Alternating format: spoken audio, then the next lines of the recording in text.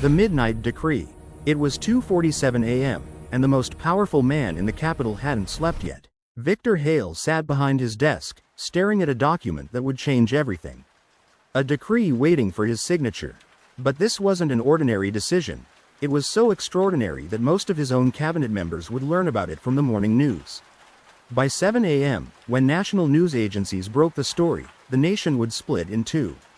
Now, we are about to explore a story the public was never meant to see. Victor wasn't alone that night. Only 3 people occupied the room: his chief advisor, his legal counsel, and a voice recorder.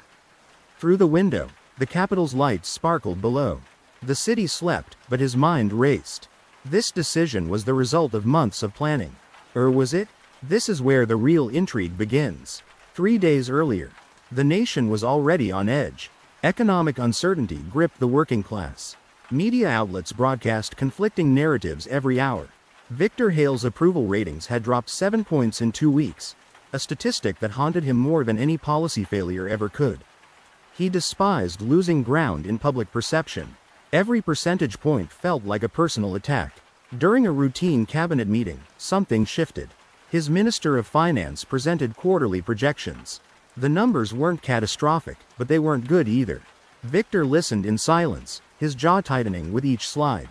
Then his chief of staff mentioned something seemingly insignificant: a grassroots movement gaining momentum in 3 major cities. Citizens demanding reform, citizens questioning his competence. That word, competence, lingered in the air like poison. After the meeting ended, Victor remained in the conference room alone for 17 minutes. Security footage would later show him standing motionless at the window, hands clasped behind his back.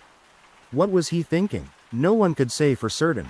But by the time he left that room, something had crystallized in his mind: the secret consultation. The next day, Victor summoned only 2 advisors to a private residence outside the capital. Not his full cabinet, not his press team, just his most trusted strategist and his legal expert. The meeting lasted 4 hours. No official record exists of what was discussed, but sources close to the situation, speaking on condition of anonymity, revealed fragments of that conversation. Victor presented an idea he'd been developing: a sweeping executive action that would bypass traditional legislative channels. It would demonstrate strength. It would silence critics who questioned his decisiveness. It would dominate every news cycle for weeks. His legal counsel raised concerns. The constitutional boundaries were unclear. Such an action might face immediate legal challenges. The political fallout could be severe. Victor's response was swift and uncompromising. I didn't ask if it was safe. I asked if it was legal. The distinction mattered to him. Risk never frightened Victor Hale, humiliation did.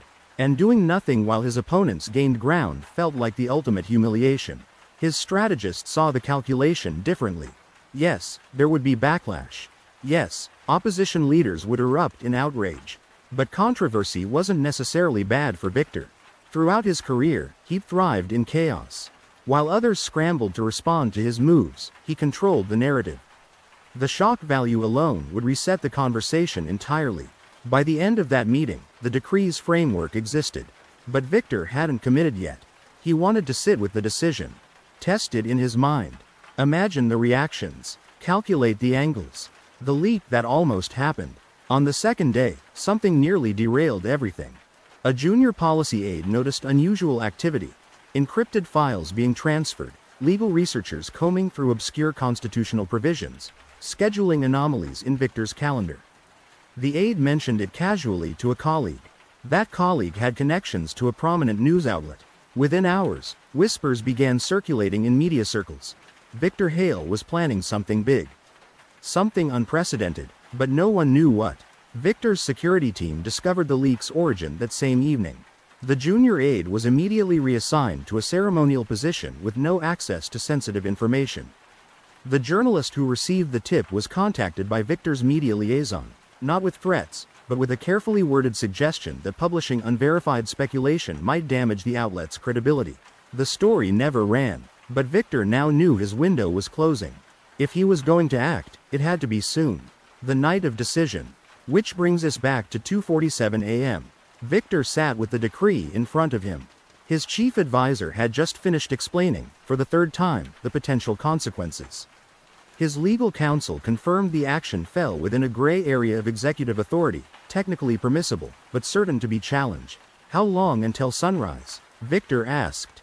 4 hours and 18 minutes, his advisor replied. Victor picked up his pen. Then he set it down. He stood, walked to the window, and stared at the sleeping capital. Imagine the pressure of that moment. Every decision watched by millions, every action dissected by opponents, every move carrying the weight of a nation's judgment. His advisor broke the silence. If you sign this, there's no taking it back. By noon tomorrow, every news outlet in the country will be analyzing it. Your opponents will mobilize. There will be protests. Victor turned from the window. And if I don't sign it? The question hung in the air. Because inaction had its own consequences. His rivals would see hesitation. His base would see weakness. The narrative would shift from Victor Hale, decisive leader, to Victor Hale, paralyzed by pressure. He couldn't tolerate that narrative. At 2:51 a.m., Victor Hale signed the decree. The morning after, by 7 a.m., the news broke exactly as predicted. National broadcasters interrupted regular programming. Headlines screamed across digital platforms. Opposition leaders, still in their homes, received frantic calls from aides. The decree wasn't just controversial, it was explosive. Victor had authorized a comprehensive restructuring of regulatory oversight, consolidating power under executive control in ways that hadn't been attempted in decades. The justification: national efficiency and economic competitiveness. The reality: a dramatic centralization of authority that bypassed traditional checks. Within 2 hours, 3 cabinet members who hadn't been consulted threatened to resign. By 10 a.m., protest organizers were coordinating demonstrations in 5 major cities. Legal experts filled television screens, debating constitutional boundaries. Social media erupted in fury and celebration, depending on which side users supported. Victor Hale held a press conference at 11:30 a.m. He looked energized, not exhausted. He spoke with absolute conviction, framing the decree as necessary action in a time of national drift. He attacked his critics as defenders of a broken status quo. He projected strength, dominance, control. His opponents called it authoritarian overreach. His supporters called it bold leadership. The truth, as always, was more complex. The hidden cost. But here's what the public didn't see in that press conference. Behind the scenes, Victor's coalition was fracturing. Moderate allies felt blindsided and humiliated by the lack of consultation. Even loyal supporters questioned whether the political cost was worth it. 3 senior staff members quietly began exploring exit strategies. More critically, the decree triggered immediate legal challenges. By day 3, 2 separate lawsuits had been filed questioning its constitutional validity. The cases would take months to resolve, creating prolonged uncertainty and dominating news cycles in ways Victor couldn't fully control. And then there was the approval rating data. His team tracked it obsessively. In the first week after the decree, Victor's numbers dropped another 4 points among independent voters. His base became more energized, yes, but the center moved away from him. Victor noticed. He always noticed the numbers. In a private moment with his chief advisor, he asked a question that revealed everything. Do you think they'll remember this as strength or overreach? His advisor hesitated before answering. History will depend on what happens next. The unanswered questions. Months later, analysts still debate the midnight decree. Was it a calculated political masterstroke or a self-destructive display of ego? Did Victor Hale strengthen his position or accelerate his eventual downfall? But the deeper questions remain unanswered. What truly motivated Victor to act that night? Was it strategy or emotion? Confidence or fear? And in those 17 minutes he stood alone after the cabinet meeting, staring out the window, what did he see? His future? His legacy? Or simply his reflection in the glass? The decree itself became law, survived legal challenges, and reshaped the nation's governance structure. Victor Hale remained in power.